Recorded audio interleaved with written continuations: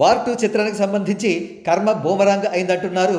ఎవరు తీసిన గోతులో వాళ్లే పడ్డారంటున్నారు. వివరాల్లోకి వెళదాం. అది 2023వ సంవత్సరం. మెగాస్టార్ చిరంజీవి గారి భోలా శంకర్ ఆగస్టు 10వ తేదీన, తమిళ సూపర్ స్టార్ రజనీకాంత్ గారి జైలర్ ఆగస్టు 11వ తేదీన విడుదలయ్యాయి. ఈ రెండు సినిమాలు ఒక్కరోజు వ్యవధిలో రిలీజ్ అయినప్పటికీ ఇది రెండు చిత్రాల మధ్య క్లాష్గా భావించకూడదు. ఎందుకంటే చిరంజీవి గారు ఒక అవుట్ డేటెడ్ దర్శకుడు దర్శకత్వంలో నటించారు. మెహర్ రమేష్ భోలా శంకర్ చిత్రానికి దర్శకత్వం వహించడంతో ఫ్యాన్స్ కూడా ఆ చిత్రంపై ఆశలు వదిలేసుకున్న పరిస్థితి. కానీ జైలర్ చిత్రం టెక్నికల్ గా మంచి గ్రిప్పింగ్ స్టోరీతో రూపుదిద్దుకోబడి బ్లాక్ బస్టర్ విజయాన్ని సాధించింది. ఫ్యాన్స్ కూడా ఎటువంటి ఆశలు పెట్టుకుని భోలా శంకర్ చిత్రాన్ని జైలర్ సినిమాతో పోలుస్తూ యాంటీ ఫ్యాన్స్, మరి ముఖ్యంగా నందమూరి ఫ్యాన్స్ భోలా శంకర్ చిత్రాన్ని సోషల్ మీడియాలో ట్రోల్ చేశారనే ఆరోపణలు వినబడ్డాయి. కాగా కాలచక్రం గిర్రను తిరిగితే 2025వ సంవత్సరం వచ్చింది. రజనీకాంత్ నటించిన కూలీ, హృతిక్ రోషన్ హీరోగా, ఎన్టీఆర్ విలన్ గా నటించిన వార్ 2 చిత్రాలు ఆగస్టు 14వ తేదీన విడుదలయ్యాయి.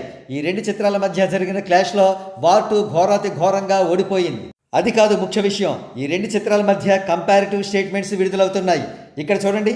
రావులపాలెం కలెక్షన్స్ 17/8/2025న షో ఫస్ట్ షో కూలీ చిత్రానికి 2 థియేటర్లకు కలిపి 64,000 వరకు గ్రాస్ కలెక్షన్స్ రాగా అందులో సగం మాత్రమే వార్ 2 సాధించగలిగింది. ఇక్కడ చూడండి. ఆగస్టు 16వ తేదీన fast filling and sold out స్టేటస్లు హైదరాబాద్లో కూలీకి 354, 448గా రికార్డ్ అయ్యాయి. కాగా వార్ 2 హిందీ వెర్షన్కు 149, 219 మాత్రమే రికార్డ్ అయ్యాయి. ఇక్కడ మరొక బాధాకరమైన విషయం ఏమిటంటే ఒక బ్లాక్ బస్టర్ ఫ్రాంచైజీగా వచ్చినప్పటికీ వార్ 2 చిత్రం డిజాస్టర్ పాలైంది. తెలుగు వెర్షన్ కలెక్షన్స్ ఫుల్ రన్లో 30-35 కోట్లకు మించి వచ్చేలా లేవు. అదే కూలీ చిత్రం మాత్రం స్కై ఈజ్ ద లిమిట్ అనే రేంజ్లో కలెక్షన్స్ పెంచుకుంటోంది.